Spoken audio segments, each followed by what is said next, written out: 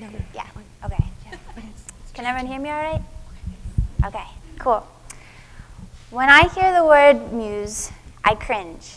As a visual artist and as a woman, this word does not have positive connotations for me. You do not need to have studied art history. You can go to any museum and see the overwhelming number of male artists who have used the female body as their subject matter. Muses were models whom artists became infatuated with, and quite often these models were women with their own unfulfilled artistic dreams. There are other more positive examples of muses in art, but this negative connotation runs pretty deep. When I mentioned to some fellow female artists that I was coming here today to talk about muses, their brows furrowed. The reason I was asked to come here today is because a series of drawings I made were inspired by my father, who passed away at the end of 2014. As I was struggling with my grief, I realized I needed to make work that helped alleviate the overwhelming sadness of his death. He was an architect, and he taught me to examine the built environment around me. Our home was filled with models and blueprints, and even sample materials used during construction. It seemed fitting to commemorate his life through architecture, so I made drawings of Baltimore and of the buildings that comprise the landscape of this city. In each of these drawings, I truly believe that I released a little bit of my sadness. Each drawing became a vessel that could hold a little bit of the crushing weight of my grief. As the series grew, the burden felt lighter, and by the end, I could move on. As I was making the drawings, my mom was sorting through the physical relics of my dad's life, determining what should be donated, what should be kept, and what should be thrown away. It's the task we all must do when a loved one dies. As my mom sorted, things I've never seen before were becoming unearthed.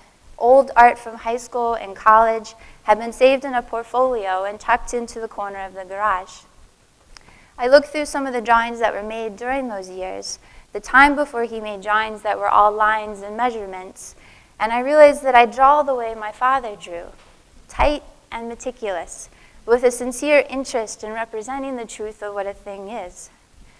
My father was always a fan of my work, one of my greatest champions, but he never mentioned or maybe even realized himself how much of an influence he had on me. So how can I resolve these two opposing truths? That I have a negative association with the idea of a muse, but that I have been inspired by a person who can be considered my muse. To start, I needed to reaffirm my dislike of this word. Why do I cringe when I hear it? A quick Google search, and I found many articles about the top 10 muses in history.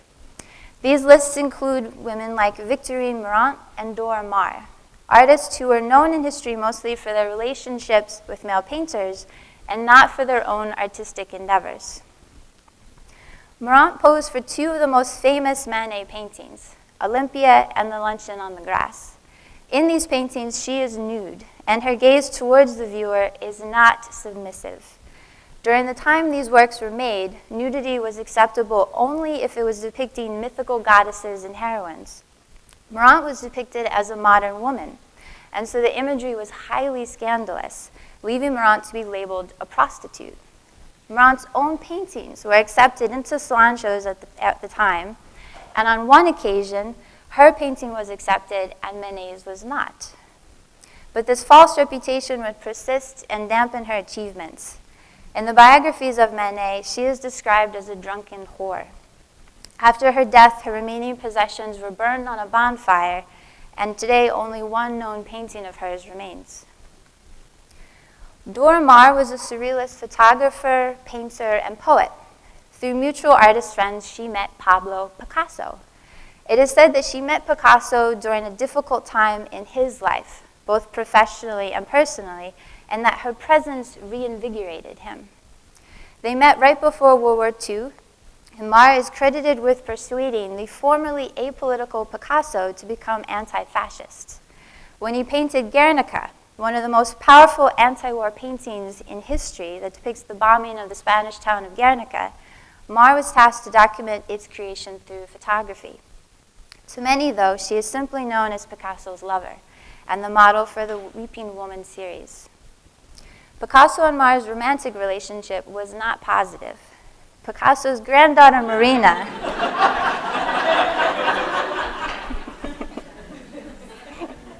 you can actually Google that and then get this quote. Picasso's granddaughter, Marina, is quoted as saying this about her grandfather's treatment of women.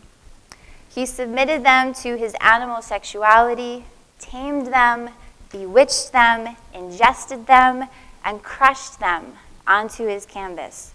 After he had spent many nights extracting their essence, once they were bled dry, he would dispose of them. Now that my feathers are sufficiently ruffled, I needed to know where the idea of a muse came from. As someone who had a deep love for folklore as a child, I already knew the Muses stemmed from Greek mythology, and that they are traditionally credited as providing poetic, scientific, and musical inspiration. I did not know their full story. They are the daughters of Zeus and Mnemosyne. Zeus, as most of us know, is the god of thunder, famous for his temper and his infidelities. I didn't know anything about Mnemosyne. She is a Titan goddess and is attributed as the source of memory. You cannot have knowledge without the ability to remember, and the Greeks considered memory a building block of civilization. The Muses initially symbolized the senses, which are the instruments we use to experience and investigate the world around us. The 5 basic senses of sight, hearing, touch, smell, and taste lead us to feeling a bevy of emotions, from pleasurable to painful. These emotional experiences and our ability to remember them inspire us to record them. To be able to record meant that we had to have some way to communicate. And so the Muses are also credited with the creation of dialects and musical vibrations. It was only later that they were assigned individual specialities such as epic poetry or astronomy. So the Muses are the source of our consciousness, giving us the gift of sensation and passing down the gift of memory. And they bestow upon us the ability to convey our stories. That is quite poetic and quite powerful. Maybe my opposing truths don't need to be rectified. I can remain uncomfortable with the usage of the word muse, but also subscribe to it. The tribulations of my own story have been the catalyst to finding my inspirations. The same year that my father died, my marriage also ended. A 14-year relationship came abruptly and slowly to a close. It was a hell of a year. I often think of my life in terms of the years before and the years after 2014. That was the year I learned the hard lesson of impermanence of life. It took me time to learn how to live with the awareness that all things end, and I try to channel all I can through the drawings that I make. In the series I did about my father, I depicted public spaces. Everything I drew was available for anyone to see as they moved around Baltimore. As I was finished with that work, I knew I wanted to turn my attention to interior spaces, where privacy was the focus. The drawings that I'm currently working on focus on the most intimate space that a woman occupies, her bedroom. After my marriage ended, I needed to relocate and rebuild my home. Throughout the years since, I have watched women in my life go through the same experience. As their relationships have ended, they have needed to create a new space for themselves to occupy on their own. The resiliency of this ability to rebuild is the inspiration for the series. I chose the bedroom as the focus, and specifically the bed, because this is the room where we are the most vulnerable. As we lay down to sleep, it is here that we need to feel the safest. To depict the bed, especially an unmade bed, is to easily place the woman in her space, but not rely upon her physical presence to dictate how we imagine that space to feel. When choosing bedrooms to draw, I only follow one rule, and that is that each bedroom that I depict is a bedroom that only one woman occupies. It is entirely hers. No matter where a woman is in her life or at what age, to have a room of her own is important. A space where she can find peace and security not always available outside of those walls. I put a call out for volunteers, and I received an overwhelming response. It reaffirmed the value of these drawings and the importance of this space, that women wanted their own to be documented and preserved. I expect to be making these drawings for a long while, slowly documenting as many as I can. I would love to have been able to draw the bedrooms of Victorine Morant and Dora Maar. Even as their lives took unfortunate turns, they were still paving the way for me to be able to freely make art today. Their boldness and their tenacity is inspiring, but I still don't want to call them muses. I still don't want to use that word to describe my father or my friends. That word has just been so distorted that it may always leave a bad taste in my mouth. But I'm on board with seeking inspiration, be it in a person or a place. A friend recently told me that he makes yearly trips to Sedona, Arizona, because the red dirt of the landscape against the blue sky stirs in him the deepest kind of joy. And he takes this joy and he uses it to write music. Just as joy can be a creative catalyst, so can pain be. When we survive the toughest times in our lives, we can muster the greatest kind of strength, the kind that allows us to tell the truth of our own stories. In the act of sharing, we create connections. We foster empathy and love. To limit where inspiration can come from is to limit ourselves. To every woman who has been called a muse, I salute you, and I hope that the cost was not too great. And on behalf of every woman, fuck Picasso.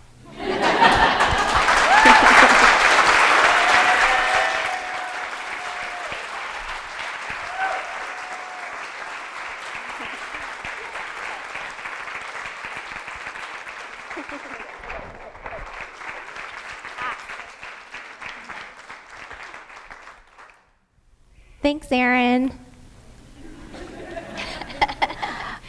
So to start, this slide thing's not going to work, is it? Where do you want me to go? For just the next slide. It says connection lost, Mario. I don't know what to do about that. I'm sorry. So we're going to open it up for y'all. So think about your questions, and I'll run around with the mic. And this mic, you have to eat it. So just get ready for that. But to start, can you name a couple female artists that you think everyone in this room should know about? Yes. So the next slide. Yeah. So Via Salmons is if I could have an art godmother, she would be it. She is the queen of really representing the truth of what a thing looks like. In the photo that I have here, these are a series of found rocks and recreated rocks. So she found these rocks and then she essentially remade them through sculpting and through painting. So she's just, in my mind, just the ultimate badass lady who does the thing that I love to do. Makita Ahuja, if you don't know her, she used to be based here in Baltimore. She won the Guggenheim last spring, I believe, which is one of the biggest, most famous art awards that you can win. So she is a serious badass. She is also a good friend of mine. But she makes work where she essentially is putting herself into the history of art. So nobody that looks like her is in the history of art, in paintings. And so she is inserting herself into that history, and she makes beautiful, large, bold paintings. And then Jacky Malad is another friend of mine. She is a Baltimore-based artist. She was a finalist in the Sondheim exhibition, so you might have seen her work at the Walters. She currently has a solo show, I'm going to rep hard for her, down the street at Grimaldis Gallery. It just opened last night. It is stunning. Jacky does work that is, it's both abstract and representational. She pulls a lot of symbols and iconography from her heritage of Egyptian and Honduran. So she, does work that is very playful.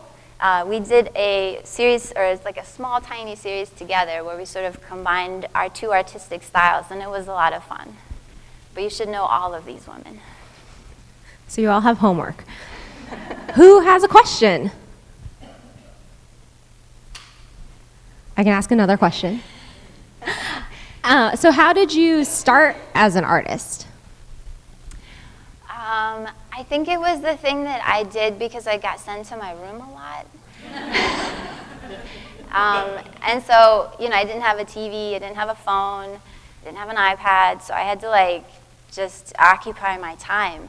And it turned out that the best way that I knew how to do that was to sit and make drawings about all kinds of crazy, highly dramatic things, lots of fashion drawings happening. Or it was to write stories. My grandmother was getting rid of an old typewriter, and so she just gave me one. And so I would just sit in my room and I would essentially daydream and just come up with just stuff to draw, stuff to write about. And none of it was any good, but it was really, I don't know, it was a lot of fun. And then as I just kept doing it, my family was like, oh, Erin actually is not bad at doing this thing. And so then they would constantly sort of give me a lot of, affirmation. They would get me supplies. They would be like, you want to take this class here?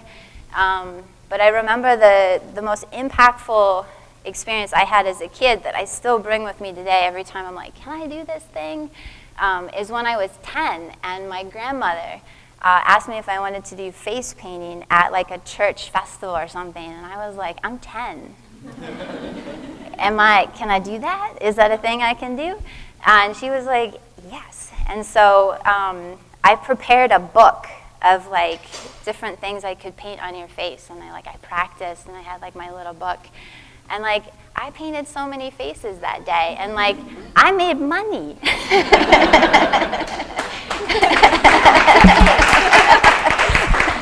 So how did you arrive at charcoal being your primary medium? So when I went to MICA from 2000 to 2004. When I arrived there, I had not really received a formal training in art. I went to a high school that had a good art program, but it sort of dabbled in a lot of things. And so when I arrived, I felt very overwhelmed with just how good all of my classmates were at the basics of things like drawing and painting. And I was essentially just I gotta know one of these things really well. And so I just decided that I really wanted to learn how to draw. And charcoal is the medium that they give you in the basic life drawing classes because it's the cheapest thing, it's the fastest thing. And I just loved it because it's really versatile, it's a little messy, so you feel like you're getting into something. But I just really stuck with it, and it just really spoke to me. And I really loved that I was making things in black and white and not in color because I love tonal value so much. So I think those things just sort of just happen naturally. A question.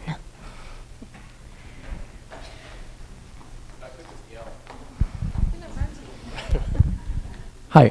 How do you know when a work of art is done? It depends. Sometimes when I have achieved the thing that I wanted to, when it looks like how I want it to look, I'll just be like, okay, that's good now. But sometimes it's when I'm just emotionally done. Because some drawings definitely are a little bit harder to do than other drawings. And I'll get to the point where I'm like, I cannot look at this thing anymore. And if I do, I will probably hurt it somehow. And so I just will be like, okay, we need to walk away. So it depends. Sometimes it's a positive ending, and sometimes it's I just gotta go somewhere kind of ending.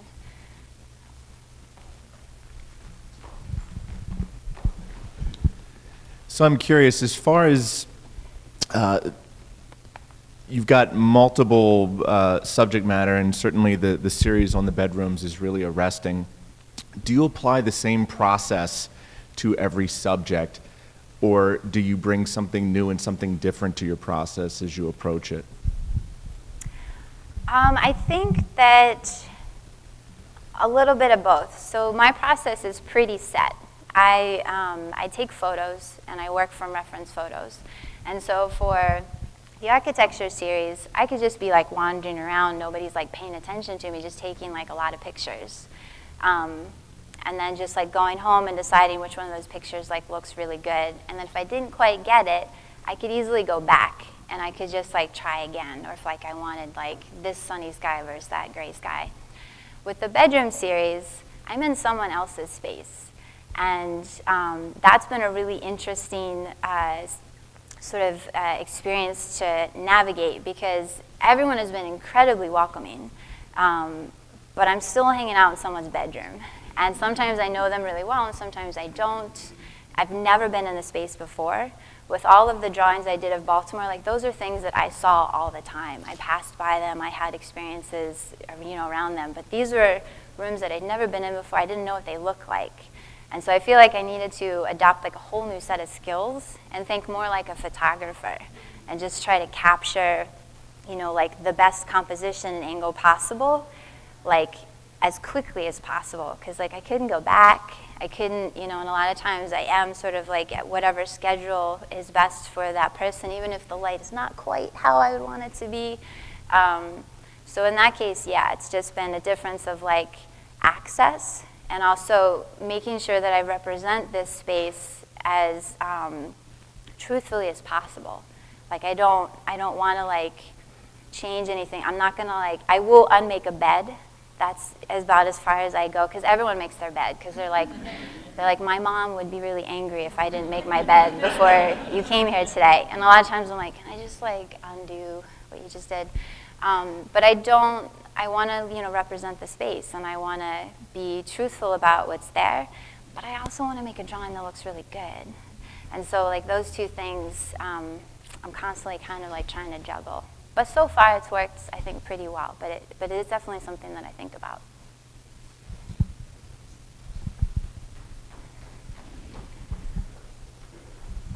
Good morning. I'm Krisa from Greece. You did an excellent job at presenting the Muses, the mythological side. Awesome. My question is, do you find yourself in your creative life being stuck and having difficulty being creative? And if yes, what do you do then? Currently, I'm very unstuck. Currently, I am struggling with just having enough time in my studio to work, which I think can be as frustrating as not feeling creative. Because it's just you're just trying to do something, you're trying to get something done, but you're not able to move fast enough. And so I think the same kind of angst can happen between the two. But right now I'm in the position where like I'm just like brimming with ideas, and I just don't know yet how to make some of them happen. And that's like a really exciting thing, but also kind of a terrifying thing, because like if you haven't quite figured something out yet, it can be a little stressful. But I have been in the position before where I wasn't sure what I wanted to draw. And during those times, I make a lot of bad drawings. I think after I finished the Baltimore series, I wasn't really sure what I wanted to do next. I had completed what I needed to do with the series, and I hadn't made that next move yet. And so I think I was drawing a lot of skulls and like dead things. Like I totally have like an IKEA bag of skulls in my basement right now, and I don't know what to do with them. And so it's definitely, there's a period between each body of work that's probably like at least 6 months of me just like doing really bad stuff. But you have to do that in order to get to the good stuff. Like you just have to have that period of time where you're just like working through things. And like sometimes people look at those drawings and they're like, that's amazing. And you're like, no, it's not. But if you want to buy it, it's yours. So yeah. And I think that a lot of times artists put a lot of pressure on themselves to constantly being producing. And idle time is very important. And I know I'm glad that I've realized that, because like my idle time is when I actually come up with my best ideas.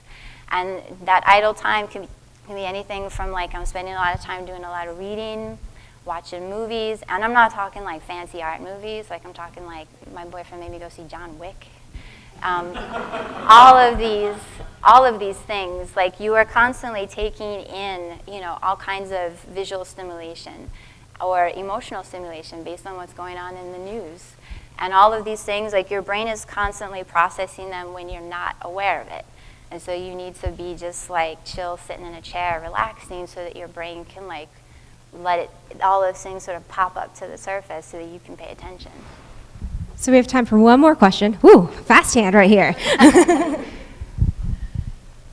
Can you speak a little bit more about that experience of finding your father's drawings? And I mean, it sounds like finding an old photo of a family member and being like, I look just like them, but I've never really heard of that happening with like an artifact of a creative process. Yeah. It was pretty wild. I had a show at Goucher College the summer of 2017, and it was a really big space to fill.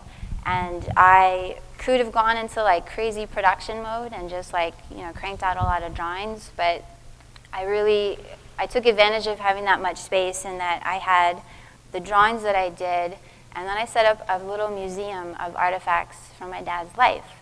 And so I essentially just like took all these things that my mom was finding and I put them on display as if it was like a museum. There's like plexiglass and there's like little explanations of everything. And as I was going through the things, I was kind of like, oh, this is really interesting. But then when I had it like up on the wall and I had like my drawings across from like his like photographs of his like models, which he lit dramatically, and they're in like black and white. And then his drawings that he just did of like photographs from magazines. He went to Polytech, so he was doing a lot of like technical kinds of drawings of like nuts and bolts, which that had to have been really painful to do, but it was really amazing to see. And I think it is really interesting like how, I guess it makes a lot of sense, but I was also really surprised. But I think a lot about how you make work is a lot about your temperament. And definitely I'm probably like more like a kind of person, and I think my dad was a lot like that, and it makes sense that I just got that from him. But knowing that it was like something that was passed down made it like really special. So it was nice. It was a nice sort of thing to realize. Sadly, after his death, so we couldn't talk about it, but yeah. Can you all help me thank Erin again?